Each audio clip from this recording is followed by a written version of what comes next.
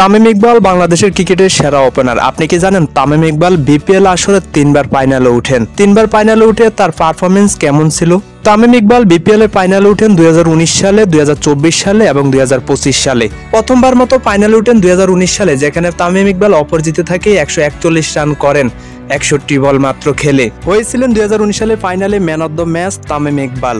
অপরদিকে বিপিএল এ প্রথমবার মতো কাপ পান 2019 সালে কুমিল্লা ভিক্টোরিয়ান্সের সাথে থেকে। দ্বিতীয়বারের মতো ফাইনাল যান তামিম ইকবাল 2024 সালে। মাত্র 26 বলে 39 রান করেন তিনি।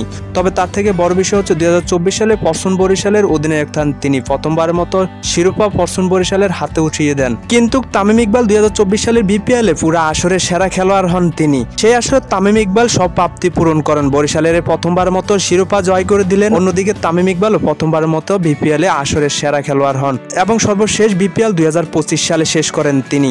ব্যাট হাতে দুর্দান্ত ফর্মে ছিলেন তামিম। অধিনায়ক হিসেবে অসাধারণ অধিনায়কত্ব করেছিলেন।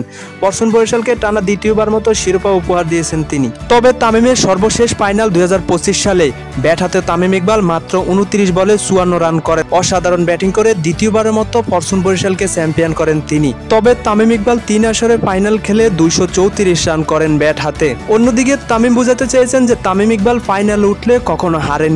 তিনি যতবার ফাইনাল উঠেছেন ততবার শিরোপা জিতেছেন এবং ব্যাট হাতে ছন্দে ফিরেছেন তিনি। তবে আন্তর্জাতিক ক্রিকেট থেকে একেবারে বিদায় নিয়েছেন। ব্যাটিং এর ধার এখনো কমেনি, আগের মতোই তার ব্যাটিং চলে। অন্যদিকে জুলাই মাস থেকে পরশন বরিশাল গ্লোবাল টি20 লিগে যোগ দিবেন। সেখানে পরশন বরিশালের অধিনায়ক হিসাবে নেতৃত্ব দিবেন তামিম ইকবাল।